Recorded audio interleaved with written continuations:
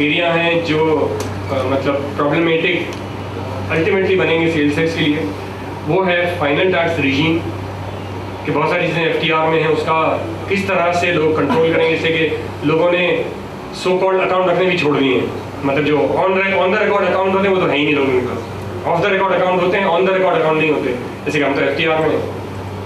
तो sales tax में इसके कंट्रोल्स किस तरह से होंगे, इट्स अ प्रॉब्लम। फिर इस तरह से ब्लैक इकोनॉमी हमारे यहाँ है कि जिसको इन्वेस्टमेंट करनी हो, जिसको प्रॉपर्टी खरीदनी हो, जिसको इंडस्ट्री लगानी हो, वो सेक्शन 111(4) इनकम टैक्स से हवाला ले ले, बाहर से पैसे मंगवा ले और यहाँ वाइटनिंग हो जाती है उसकी। तो जब तक ये वाइटनिंग का सोर्स बंद नहीं होगा, जब तक पूरी तरह से सेल्स टैक्स इंप्लीमेंट नहीं हो सकता।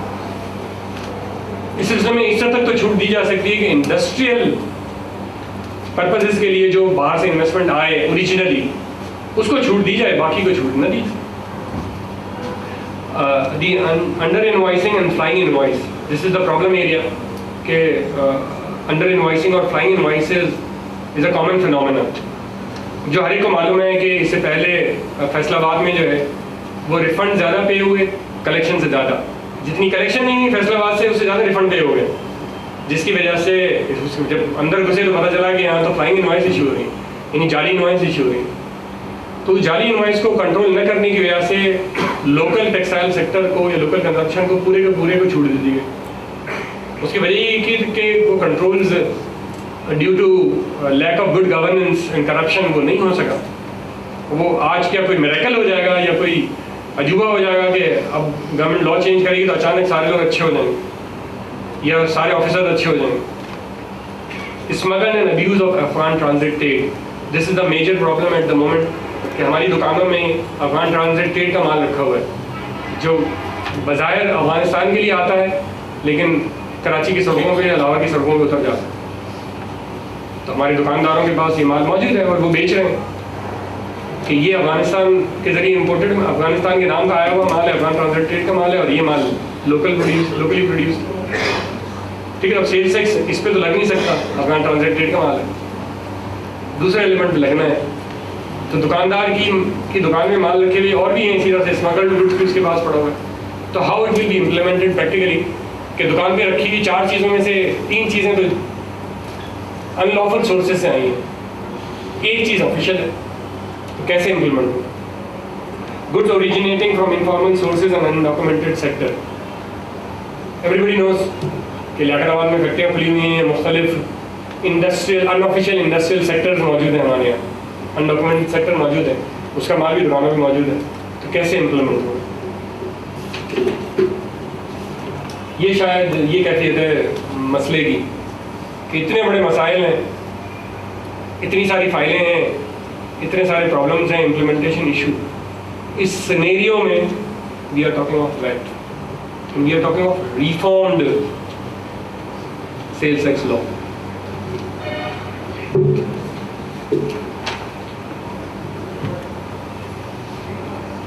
लेकिन नेचुरली किसी भी चीज़ के सिर्फ मसले बता देने से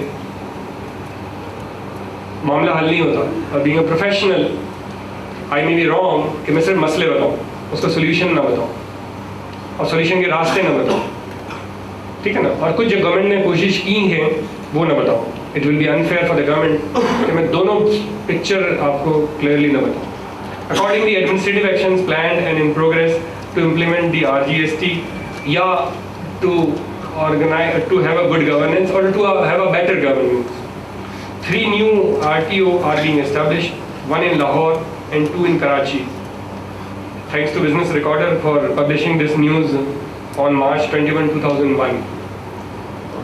इसकी implementation needs to be seen और ख्वाजा साहब बताएंगे कि इसकी implementation किस स्टेज में। Sindh Revenue Services Department is being established. ये एस्टेब्लिश्ड हो के किस स्टेज में है वी डोंट नो मच। और बाकी जो रेवेन्यू सर्विसेज डिपार्टमेंट है उसकी न्यूज़ मैंने क्लिपिंग में नहीं देखी कि पंजाब रेवेन्यू सर्विसेज डिपार्टमेंट खुला हो या KP खैबर पख्तूनख्वा खालिद पेटी वाला नहीं, खैबर पख्तूनख्वा जो है वो उसका रेवेन्यू सर्विसेज डिपार्टमेंट खुला। मैंने कोई अखबार में एटलीस्ट हेडिंग नहीं देखी इन, या मुमकिन है मैं हर हेडिंग तो नहीं देखता, कोई स्लिप हो गई मुझसे। लेकिन नेचुरली ख्वाजा साहब यहाँ हैं, वो हमें बताएंगे कि क्या प्लान्स हैं उन लोगों के।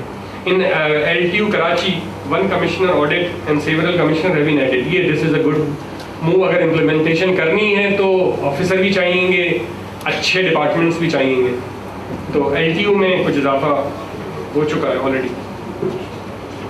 Now way forward कि मज़ीद गवर्नमेंट को क्या करना चाहिए कि ये इम्प्लीमेंट वाकई हो सके, या क्या सिर्फ GST मौजूद है गवर्नमेंट के पास सिर्फ यही करे. Proper communication with all the stakeholders, even the tax rate on provincial services is not known so far. जो model VAT draft provincial province की शक्ल में मौजूद है उसमें रेट ही नहीं लिखा. और अगर रेट इस्लामाबाद कैपिटल टेरिटरी वाला 15% आ गया तो इसका मतलब है सारी सर्विसेज टैक्स हो जाएंगी 15%. और सुप्रीम कोर्ट के डिसीजन की वजह से गवर्नमेंट ये भी नहीं कर सकती कि इस्लामाबाद में 15% लगाए और यहाँ पर 5% लगाए.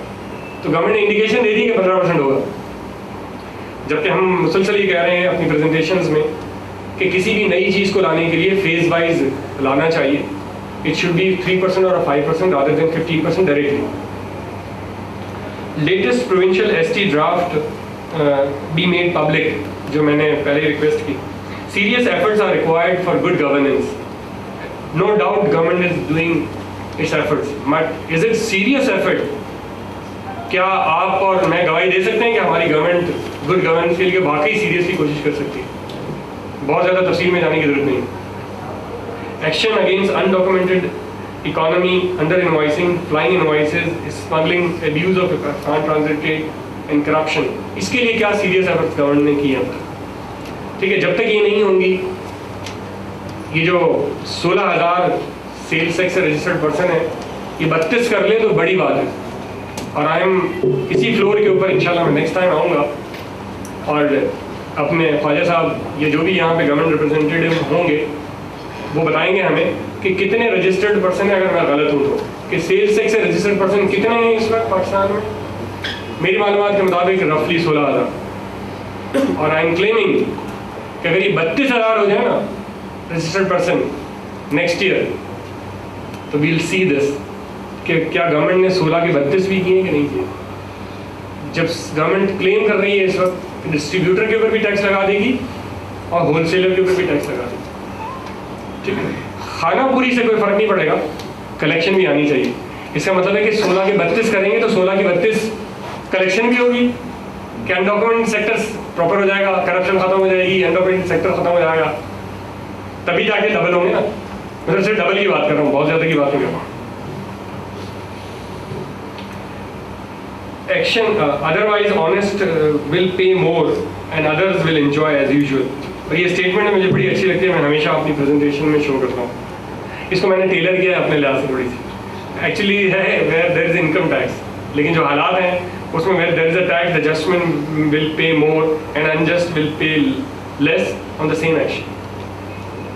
ठीक है, ये प्रॉब्लम है अनफॉर्चुनेटली कि जो ऑर्गेनाइज सेक्टर होता है, शहरी सेक्टर होता है, वो टैक्स दे देता है. और शहरी सेक्टर में भी लिमिटेड एरिया, नॉट एवरीबडी, बाकी लोग टैक्स नहीं देते, जिसकी वजह से जो.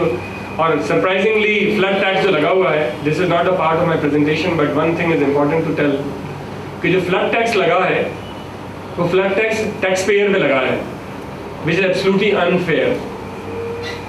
ठीक है, कि जो टैक्स दे रहा है उसी के ऊपर दोबारा उसके ऊपर मजीद 10% टैक्स लगा दो. ठीक है, और बोनस के ऊपर जब टैक्स लगाया गया था तो supreme court, high court, Sindh high court ने उसको रिवर्स कर दिया कि डिस्क्रिमिनेटरी एक्शन नहीं, गवर्नमेंट सबको लगा, सब 2 टैक्स. तो गवर्नमेंट की जितनी भी इनकम टैक्स की कलेक्शन है मल्टीप्लाई बाय 110 इफेक्टिवली, तो कलेक्शन इंक्रीज होगी अकॉर्डिंगली 10%. इस तरह से SED भी लाया गया. Few more things. Creation of national and industry specific data and information on a transparent basis. GDP की क्लेम किया जाता है कि GDP इतना है, GDP इतना है, GDP इतना है. कौन सा इसके पीछे अंडरलाइंग फैक्टर है और उसकी कैलकुलेशंस हैं